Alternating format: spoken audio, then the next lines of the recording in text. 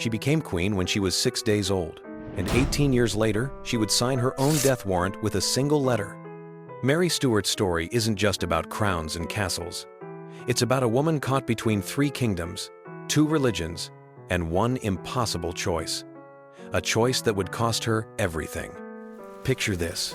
It's December 1542, Scotland. A baby girl is born in the midst of a storm. Her father, King James V, lies dying in another castle. When they tell him his child is a girl, he turns his face to the wall and whispers that the Scottish crown came with a woman and it will go with a woman. 6 days later, he's dead. And Mary, barely a week old, is Queen of Scotland. But here's where it gets complicated. England wants her. France wants her. Scotland is tearing itself apart between Catholics and Protestants. And everyone, absolutely everyone, wants to control this infant queen. So what do? They send her to France. She's 5 years old. Imagine that. 5 years old, shipped across rough seas to a foreign country, learning a new language, becoming more French than Scottish. But she's brilliant. She learns French, Latin, Italian, Spanish. She writes poetry. She's tall, graceful, charismatic, everything a Renaissance queen should be. At 15, she marries Francis, the heir to the French throne. At 16, she's Queen of France, 2 crowns before she can even legally drink. Life is golden. Life is perfect. And then, in 1 year, everything collapses. Her mother dies. Her husband dies. Suddenly, at 18, she's a widow. France doesn't want her anymore. She has no choice. She has to go back to Scotland, a country she barely remembers, a country that has become fiercely Protestant while she remained Catholic. The moment she arrives, it's chaos. Her illegitimate half-brother tries to control her.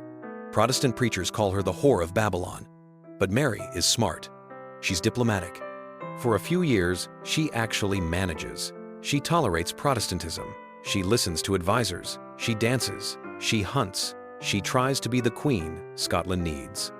Then she makes her first mistake. She marries for love. Lord Darnley, tall, handsome, and an absolute disaster. He's weak, he's jealous, he's violent. And when Mary's secretary, Rizzio, gets too much influence, Darnley and his friends drag Rizzio out of Mary's private chambers and stab him 56 times. Mary is 6 months pregnant. She watches it happen. 3 months later, she gives birth to a son, the future King James. And 3 months after that, Darnley is mysteriously murdered. His house explodes. Some say Mary knew. Some say she planned it. And here's where she makes her fatal mistake. 3 months later, she marries the man everyone suspects of murdering Darnley, the Earl of Bothwell. Scotland erupts. The nobles rise against her. They imprison her. They force her to abdicate. She escapes, raises an army, loses, and runs.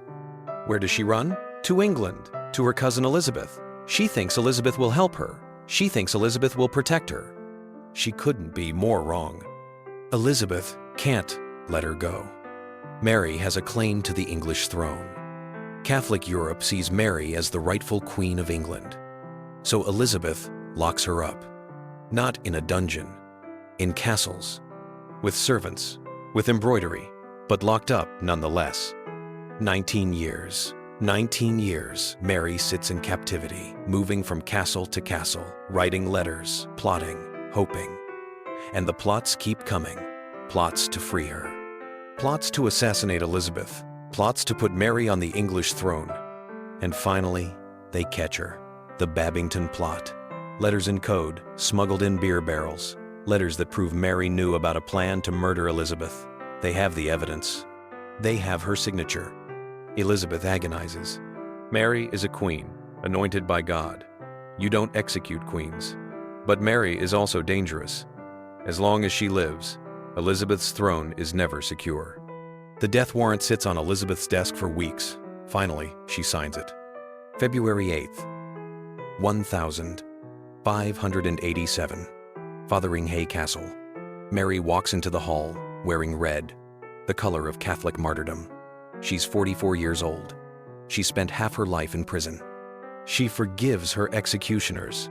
She prays, and she places her head on the block. It takes 3 strikes.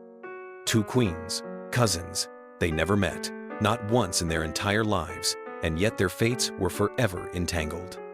Mary's story reminds us that power isn't just about having a crown, it's about the impossible choices that come with it. It's about being trapped by your own bloodline, your own religion, your own heart. She was queen of 3 countries, but prisoner in all of them. What do you think? Was Mary a tragic victim or the architect of her own downfall? Drop your thoughts below and share this if you think her story deserves to be remembered.